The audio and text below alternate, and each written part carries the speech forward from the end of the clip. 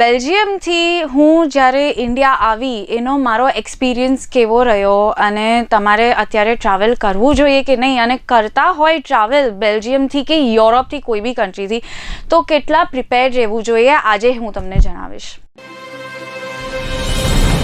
Hello everyone, હું લજ્જા લાકડાવાલા શાહ આજે બેલ્જિયમથી નહીં પણ સુરતથી વાત કરું છું. અને બેલ્જિયમથી હું જ્યારે ઇન્ડિયા આવી એનો મારો એક્સપિરિયન્સ કેવો રહ્યો અને તમારે અત્યારે ટ્રાવેલ કરવું જોઈએ કે નહીં, અને કરતા હોય ટ્રાવેલ બેલ્જિયમથી કે યુરોપથી કોઈ બી કન્ટ્રીથી તો કેટલા પ્રિપેર્ડ રહેવું જોઈએ આજે હું તમને જણાવીશ.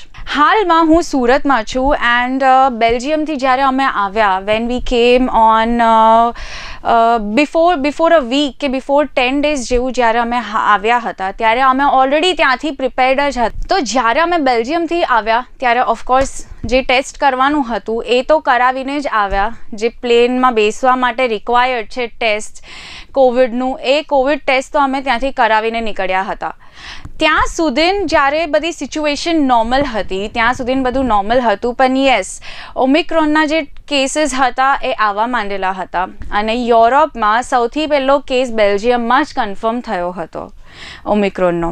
જેવા અમે ફ્લાઇટમાંથી ઉતર્યા સો ઓફકોર્સ ત્યાં ઉતરીને ડિરેક્ટલી અમારે ટેસ્ટ કરાવવાનું હતું. અગર એ ટેસ્ટ માટે જો તમે પહેલેથી રજિસ્ટ્રેશન કે પહેલેથી તમે બુકિંગ નથી કરાવ્યું કે તમારે આ ટેસ્ટ કરાવવાનું છે, જે રેપિડ ટેસ્ટ છે એ તમારે કરાવવાનું હોય છે, એ તમે બુકિંગ નથી કરાવ્યું તો તમારે તમારા ટેસ્ટના રિઝલ્ટ માટે 7 કલાક પણ વેઇટ કરવું પડે છે એરપોર્ટમાં બેસીને જ.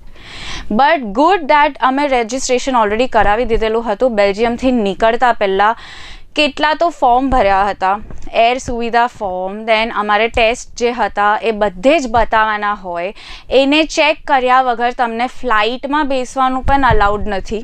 એટલે મારી ડોટર છે જે શી ઇઝ 2.5 years old, એનું પણ ટેસ્ટ કરાવવાનું હતું અને એના પણ પેપર્સ માંગેલા ફ્લાઇટમાં બેસતા પહેલાં, ઇન્ડિયાની ફ્લાઇટમાં બેસતા પહેલાં કે પેપર્સ બતાવો પછી તમે આગળ વધી શકો છો. સો દેટ આફ્ટર દેટ અમે જેવા એરપોર્ટ પર ઉતર્યા and there we have to get ourselves checked. હવે આટલી પ્રોસિજર તો હતી જ. એના પછી તો અમે એરપોર્ટ પર ઉતરીને ત્યાં ક્યુઝ, બોમ્બે એરપોર્ટ પર ક્યુઝ, ત્યાં આગળ અમે લાઇનમાં ઊભા રહીને મારી ડોટર જે નાની આટલી ટ્રાવેલ કરીને, વી travel almost four 14 hours 15 hours, એના પછી આ ક્યુમાં ઊભા રહીને we have to gate our self checked. A checking કરીને ગુડ કે અમે કરાવી દીધેલું રજિસ્ટ્રેશન, નહીં તો અમારે બેસવું પડતે 6 કલાક માટે. એ રજિસ્ટ્રેશન કરાવીને we got it checked, result આવ્યું, એના પછી ઓનલી એ પેપર્સ, રિઝલ્ટ્સ ને એ બધું જોઈને જ અમને બહાર નીકળવા દેવામાં આવ્યા હતા. અમારું ઓલરેડી એક લગેજ પણ નહોતું આવ્યું, તો એ લગેજ પણ જે અમારું ટ્રાન્ઝિટ હતું, જે વચ્ચે એક એરપોર્ટ હતું ફ્રેન્કફર્ટનું, ત્યાંથી અમારે બીજી ફ્લાઇટ લેવાની હતી, સો એ ત્યાં રહી ગયું હતું. અને પછી અમે અહીંયા આવીને પણ આટલું બધું જોયું. And then at the end જ્યારે બધું ફિનિશ થઈ જાય છે, બધાની બેગ્સ ચાલી જાય છે, બધું પતી જાય છે, ત્યારે અમને ખબર પડે છે કે અમારું લગેજ જ નથી આવ્યું. સો યુ કેન ઇમેજિન કે અમે બે તો હતા જ, એની સાથે અમારી આટલી નાની છોકરી, એની સાથે we have to go through all this things. અમારી સિચ્યુએશન શું હશે પ્લસ મારી ડોટરની સિચ્યુએશન શું હશે. સો આ બધી પ્રોબ્લેમ્સની સાથે અમે આવ્યા.